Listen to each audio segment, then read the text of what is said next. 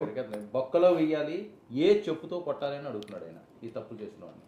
ముందుగా మీకు అలాగే 99 వీక్షకులకి ప్యానల్ పెద్దలకు నమస్కారం సార్.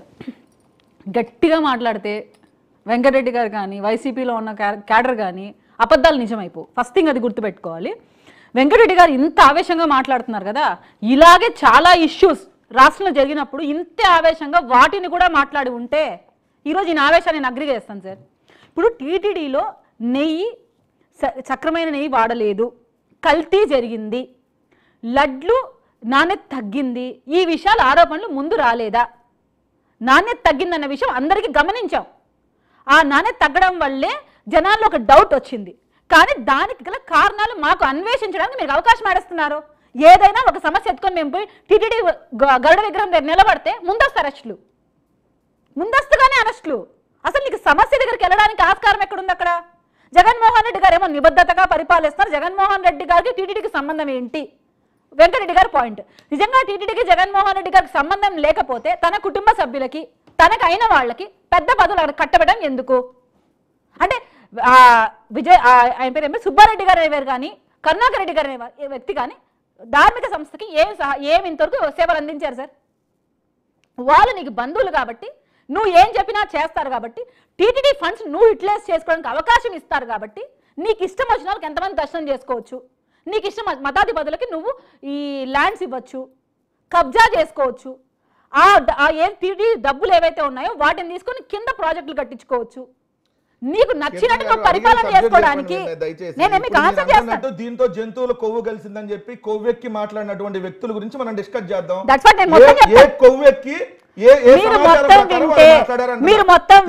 దేవస్థానం చైర్మన్ గా ఎవరున్నారు?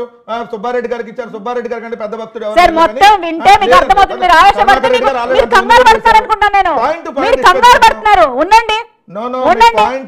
సాక్షాత్ స్వామివారి సన్నిధిలో వాళ్ళ పిన్ని గారు ఏం మాట్లాడుతున్నారు? స్వామివారి లడ్లలో కల్తీ జరిగింది అన్నప్పుడు మీరు యాక్సెప్ట్ చేయండి. ఫస్ట్ లడ్లలో నాణ్యత తగ్గిందంటే దాని మీద మీరు డిస్కస్ చేద్దాం. ఆ నాణ్యత 5 ఏళ్లలో మేము అధికారంలో ఉన్నప్పుడు నాణ్యత నిజంగా తగ్గి ఉంటే మీరు వెళ్ళి టెస్టులు చేయించుకోండి. నాణ్యత తగ్గిందని నేను చెప్పలేదు, భక్తులు చెప్తున్నారు. భక్తులే చెప్పారు మీకు. మీ కూటమి తిరుమల తిరుపతి దేవస్థానాన్ని సుబ్బారెడ్డి గారు వచ్చాక బ్రహ్మాండంగా పనిచేశారని క్లాస్ వచ్చి ఒకటి చెప్తే ఇప్పుడు ఒకటి చెప్తే బాలినేని శ్రీనివాస్ గారు వచ్చి ఇప్పుడు చెప్తున్నారు. ఏం చెప్తున్నారు?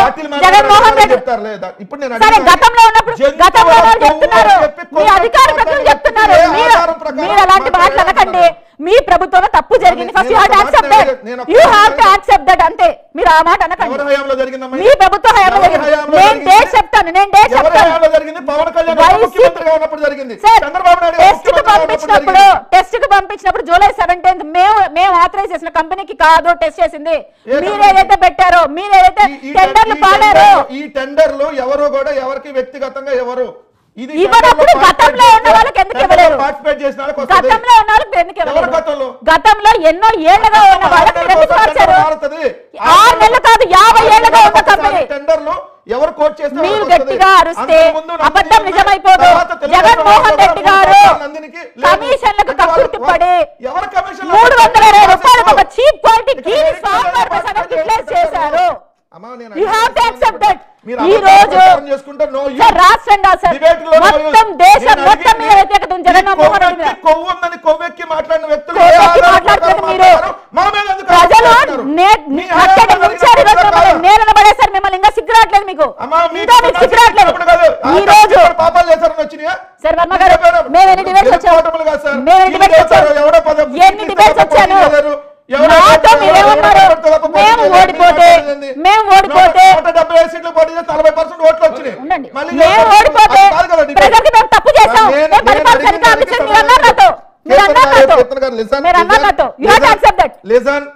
మీరు ఇప్పుడు ఈ జంతువుల కొవ్వు ఉందని చెప్పి కొవ్వెక్కి మాట్లాడినటువంటి ఆ వ్యక్తులకి ఏ ఆధారం ప్రకారం మాట్లాడారు? మా హయాంలో కలిసిందని ఏ ఆధారం ప్రకారం మాట్లాడారు? దానికి నాకు ప్రూఫ్ చెప్పండి. మీ హయాంలో ఉన్న టెండర్, మీ హయాంలో ఎవరైతే టెండర్లకు ఇచ్చారో ఏ రోజు డేట్ లో ఏ ట్యాంకర్ లో మీరు ఆన్సర్ చేయనివ్వండి. మీ హయాంలో ఎవరైతే టెండర్లకు ఇచ్చారో ఆ శాంపుల్స్ తో ఉన్న లడ్లను తీసే మేము టెస్ట్ లకు పంపించాం. దాంట్లో వచ్చిన రిజల్ట్ ఈ కల్తీ ఉంది. దీంట్లో అనిమల్ కార్డ్ ఉంది అని రిపోర్ట్ వచ్చింది NDDB నుంచి. అది have to accept that.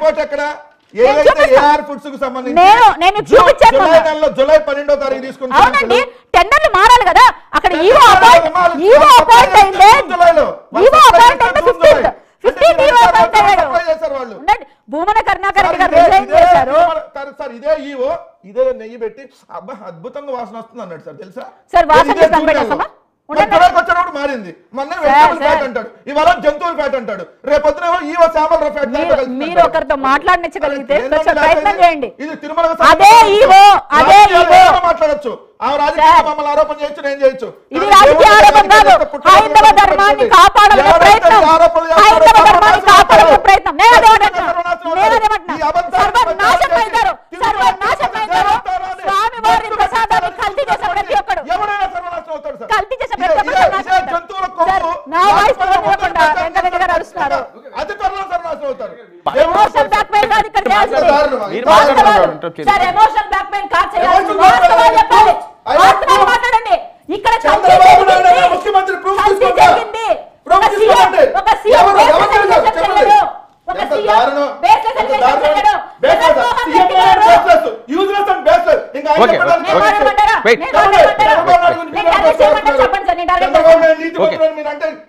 Chandrababu Naidu గారు కాదు అక్కడ సీఎం బాధ్యతగా ఒకటి చెప్పినప్పుడు మీరు యాక్సెప్ట్ చేయాలి మీరు యాక్సెప్ట్ చేయాలి రిపోర్ట్స్ ఉన్నాయి డౌట్ వచ్చింది